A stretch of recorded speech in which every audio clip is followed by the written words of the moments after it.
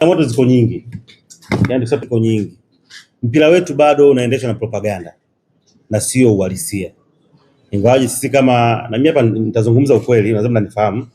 Mpira wetu umekuwa unakwenda katika mazingira ambayo sio katika uhalisia na dunia inavyotaka. Ndio maana wakati mwingi tumekuwa tukitumia nguvu kubwa sana kuwekeza kwenye media ili watu waweze kupushi kuliko kiwanjani. Unaweza ukaangalia aina ya sajili ambazo zinafanyika kwa sehemu kubwa ni kama za kubahatisha.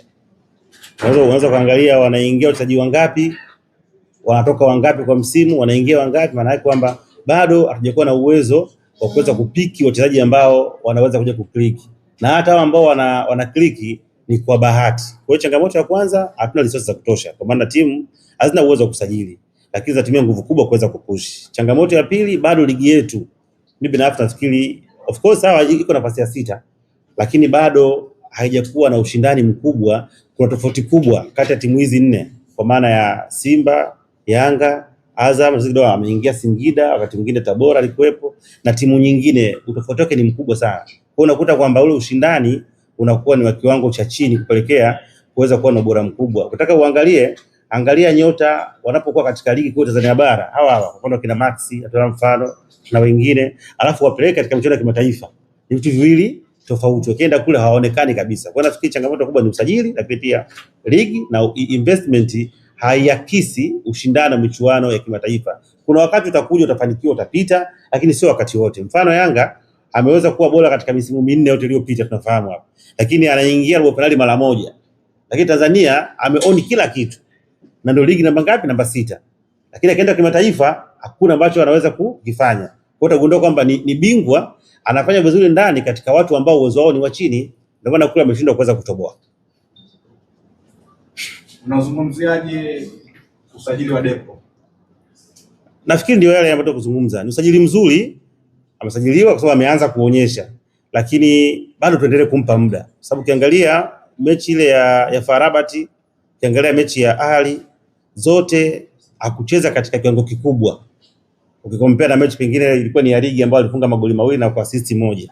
Na siamini kama Yanga walisajili mchezaji hata Okelo kuja kukutana na Dodoma Jiji au Namungo. Maana yake ulisajili wale wachezaji ili waje kuongeza kitu katika michuano ya kimataifa. Lakini angalia Damaro ambacho alikifanya katika michuano ya kimataifa, mwangalia Okelo mpaka saa hizi ambacho anakifanya, mwangalia Depo. Kwa binafsi nafikiri bado ni wachezaji ambao ni wa kawaida katika level za kimataifa. Lakini katika ligi wanaweza kwenda kuwasaidia. Kwa upande wangu mimi nafikiria hivi. Au labda plani ya engineer unavyoona usajili kwa kwamba ameshindwa au anzake zile na watu mimi nafikiri hicho sio kufeli. Hicho ni kwamba una hiyo fandi. Yaani hapo unakuta kuna Depo labda ni dola 300. Hapa kwa mchezaji mwingine dola 700. Uwezo unao. Kwa hiyo wanachokifanya wanafanya kile kitu bora kulingana na kapasiti yao. Yaani tunasajili katika level ya kawaida. Ukiangalia juzi nilikuwa naangalia mchezaji mmoja alikuwa ile Belkano ile kiungo namba 8 namba 6 ameenda Libya. Umeona? Kamara, si ndio? Kwa nini Simba Nanga hakumuona? Lakini wameshindwa kwa sababu nini? Hela ni kubwa inayotakiwa. Kwa hiyo hao viongozi wetu wanasajili hizi timu kwa kutumia bajeti ndogo. Kwa hiyo ukisajili ndio kuna mawili. Kuna wakati ata click, kuna wakati hakuna kitu, kwa sababu si watu ambao wanaweza wakakuashua 100%. Angalia disha kubwa ambalo Yanga alichukua watu wangapi? Mpaka sasa anabakia na watu wangapi? Kwa upande wa Simba the same, alichukua ngapi? Kabakia na wangapi? Kwa ni biashara ya kubahatisha. Unaweza kuchukua 7, katika 7 na unapata 2. Na wenyewe sio wale vya juu, ile unakuwa na afadhali kumpena na ambao uko nao. Kwa hiyo nafikiri changamoto ipo kwenye uwekezaji. Kwa hiyo kuna haja ya hizi timu mbili kuhakikisha kwamba kama kweli wanatamani kufanya mafanikio makubwa ya mpira, lazima waongeze uwekezaji. Yaani sasa dunia ipo kwenye kutumia pesa. Kutoa dola milioni 1 ni kawaida kwa timu nyingine. Yeah. Nimeona comment nyingi za baadhi ya wachambuzi na hata mashabiki wanalalamikia namna ambavyo Pedro kocha wa Yanga anaset timu yake. Labda kocha wa Yanga amechangia timu yake kwenda robo finali. Mimi kwangu nasema hapana. Mimi ambacho kiniambia nitakwambia Yanga wamekosa wachezaji wakubwa ambao wanaweza kuwa na umakini katika maeneo ya kumalizia. Miongoni mwa timu ambazo zimetengeneza nafasi nyingi kwenye michuano hii ni Yanga. Kwenye kila mchezo kama utaamua kufuatilia.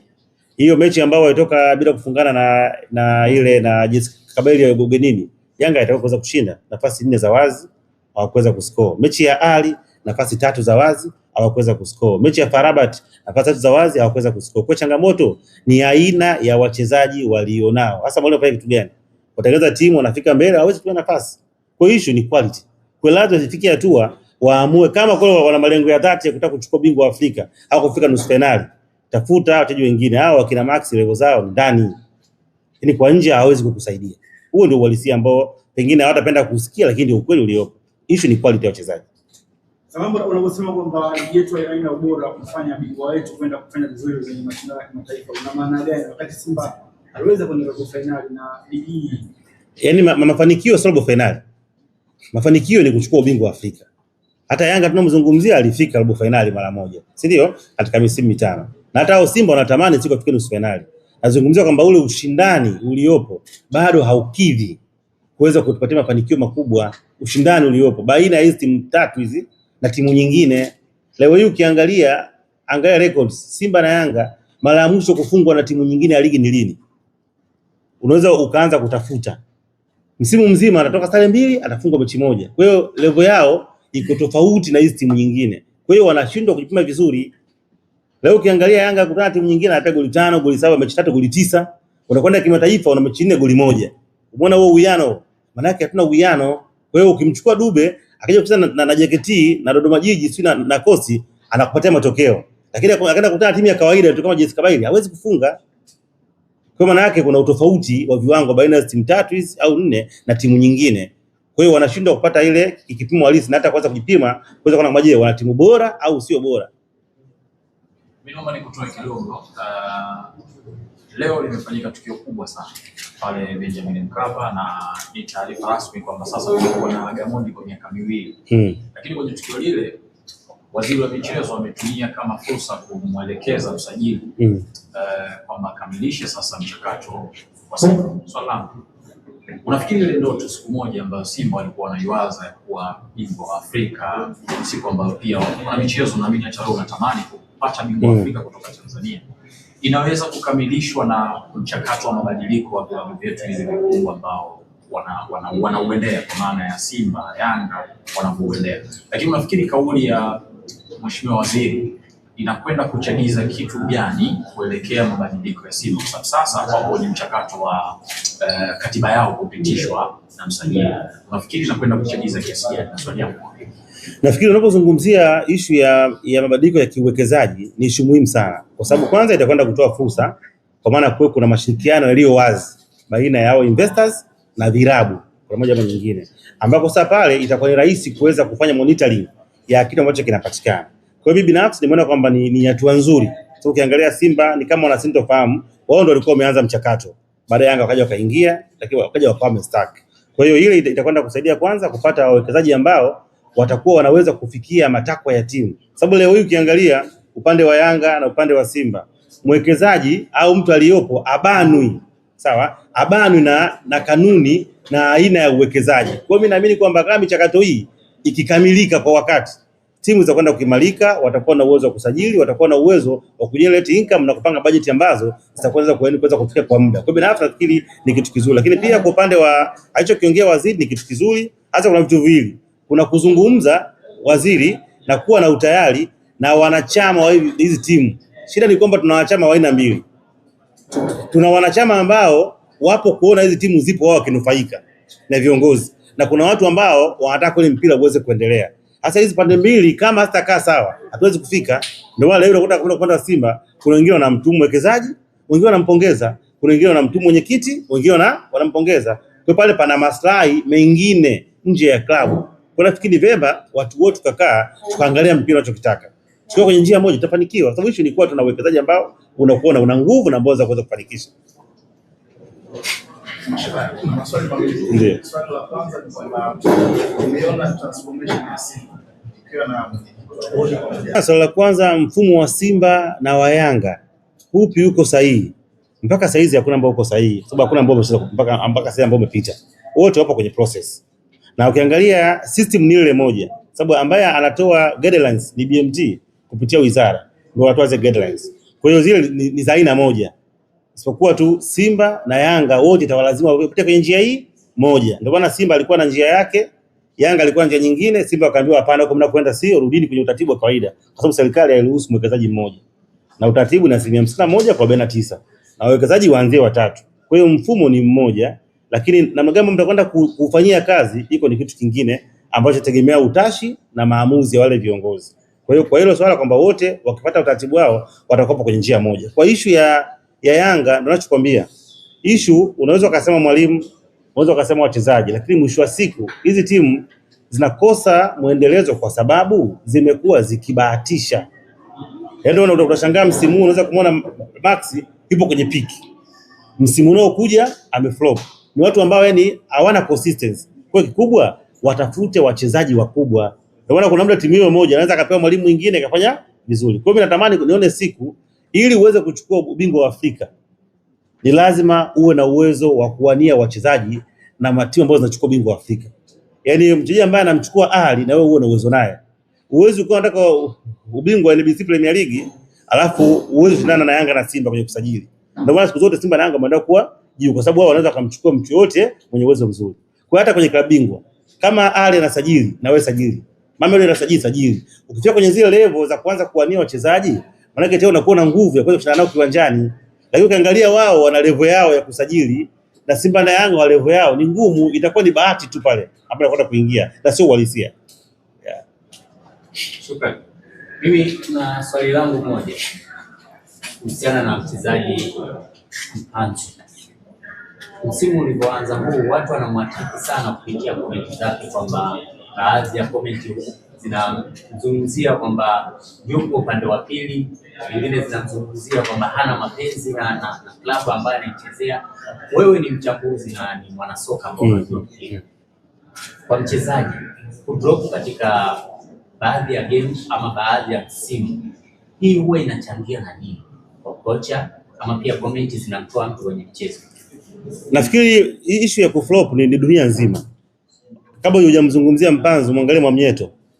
Msimu mmoja nyuma ilifika hatua mpaka watu wakataka aachwe. Lakini mwangalie leo.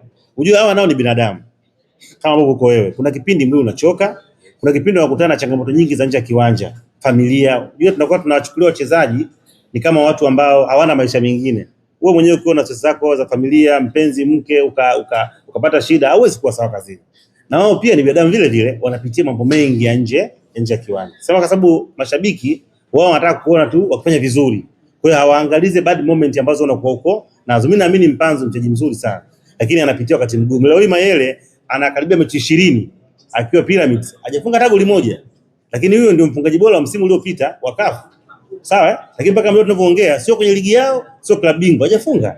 Kwa hiyo hivi vitu kwenye mpira vinatokea, lakini namna gani ambavyo watu wako wa karibu na mashabiki wanaweza kukuendo kuweza kukusaidia kwenye kurudi katika ubora wako. Kwa nafikiri jukumu kubwa la kumrudisha Mpanzu sio la waandishi, ni la wanachama, mashabiki na viongozi wa Simba, ndio wanatakiwa wao muencourage. Lakini ikitokea na wao sasa wakaanza kumuattack kama ulikuwa unaona anatumika ile, maana yake sasa wewe ndio mwenye mchezaji wako.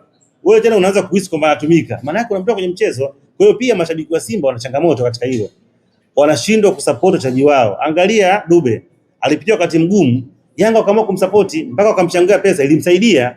Kwa hiyo na wenyewe pia waliona hilo kwamba nao ni binadamu. Kama kuna moments ambazo wanakuwa wanapa furaha, hata kipindi ambacho wako vizuri waweze kuwasupport sababu ni sehemu ya timu zao na hawana namna kuweza kufanya kwa bidii. Bwana, zimetoka rank za CAF. Sasa mimi nataka umsaidie shabiki ambaye anatazama kwenye TV yangu, mueleweshe. Zile rank zinaonyesha nafasi ya kwanza mpaka nafasi ya 60. Simba kama iko nafasi ya 8, Yanga ya 10. Yanga iko nafasi ya 10. Kumweka sawa shabiki wa Simba na shabiki wa Yanga. Wewe kama mchambuzi hapo unaonyesha. Iko hivi, hizi rank za CAF ni rank ambazo zinakuwa zinakaa ndani ya miaka 5. Yaani wanaandaa miaka 5 ya mashindano ndio wanakuwa wanaziandaa zile points. Na kwenye ule msimu wa mashindano zinakuwa ni alama 5. Msimu unaofuata ni 4, unaofuata 3, unaofuata 2, unaofuata ni 1. Kwa hiyo wanakuwa na rank hivi. Na kwenye kila msimu manake unatoa alama nyuma. Kwa katika msimu huu Simba aliingia alikuwa na alama 33. Tulipokuwa unaanza huu msimu. Kabla 33. Yanga aliingia alikuwa na 25. Ndio alikuwa ameanza nazo katika msimu huu. Kwa hiyo michuano ya klabu bingwa na kombe la shirikisho wanaanza kwa sababu pointi katika hatua ya makundi. Na ukiangalia Azam alikuwa anacheza hatua za awali miaka yote alikuwa anataka hata moja. Sababu ili upate pointi walau pointi moja au nusu pointi kwenye hatua ya makundi. Kwa ukiingia kwenye hatua ya makundi ya kombe la shirikisho, kuingia tu unapata alama 0.5. Kwa maana ukiwa wa 4 kwenye kundi lako. Ukiwa wa 3 unapata alama 1. Sawa? Ukiwa wa pili na wa kwanza unapata alama ngapi? 2. Hilo kombe la shirikisho. Klabu bingwa ukiingia hatua ya makundi tu unapata alama 1, nafasi ya 4. Unaona na nafasi ya 3 unapata alama 2. Nafasi ya kwanza na ya pili unapata alama 3. Kwa hiyo Simba ameingia klabu bingwa. Kwa bahati mbaya amekuwa nafasi ya 4. Sawa, mwisho kwenye kundi, si ndio? Kwa hiyo unachukua ile moja aliyoipata unaizidisha na 5 ya mwaka wa mashindano. Unapata alama ngapi? 5. Unakwenda kujumlisha na alama zake ambazo anazo msimu huu 30 na ngapi? 3. Ndio anapata alama ngapi? 38. Yanga alikuwa na 25 msimu walipoanza, alikuwa na hata alama 8 na Simba. Walipoanza tu amemaliza nafasi ya 3, anapata alama ngapi? 2. 2 mara 5 za mwaka huu 10, unakuja kujumlisha na ngapi? 25, unapata ngapi? 35. Kwa Yanga amepanda kutoka kwenye alama 25 mpaka ngapi? 35.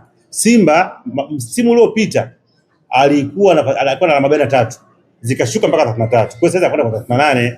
Kwa maana Simba anakuwa na 38, Yanga ngapi? 35. Kwa Yanga anapanda kutoka nafasi ya 12 kuja nafasi ya 10, Simba anashuka kutoka nafasi ya 5 mpaka nafasi ya 8 kwa sababu uwiano wa alama ni 38 kwa 35. Mimi nauliza swali la mwisho kutoka. Tumeona dabi ya Kariakoo imetajwa ni tarehe 1 na itakuwa Zanzibar. Baada ya mechi ya Stade Malien na Simba na KMC nakumbuka, nimeona mashabiki wa Simba wanasema sasa wako tayari wanamtaka Yanga hata kesho. Wewe kama mchambuzi, jinsi niliona pia kwa mchambuzi alisema Yanga anawapa 5% kwenda kwa Yanga. Huo ndio walisi wake na yeye akasema yale ni maoni yake. Simba yuko tayari sasa kwa unavyomuona. Na ni kweli anaweza kukabiliana na Yanga. Nafikiri swali lako ni kidogo ni tata, lakini nitakwenda kujibu hivi. Simba ukiangalia iliyoanza msimu na ya sasa hivi kuna utofauti mkubwa sana. Imebadilika. Ile ambayo imeanza msimu ule na kipindi hiki kuna changes ambazo umeweza kuzipata. Yaani kuna positive progress ambayo inaonekana ikiendelea kusogea. Lakini mabadiliko hayo au ongezeko hilo bado halitoshi kuifanya Simba iwe katika level moja na Yanga. Bado Yanga wana timu nzuri kuliko Simba mpaka sasa. Na bado hiyo mechi inahalia kwa Yanga. Na bado Yanga anaweza kupata matokeo. Ikitokea vinginevyo ni masuala ya mpira. Lakini kwa maana ya quality wise na vikosi bado Yanga iko far better kwa sababu Simba ameimprove pakubwa kutokea pale ambako alikuwa. Bwana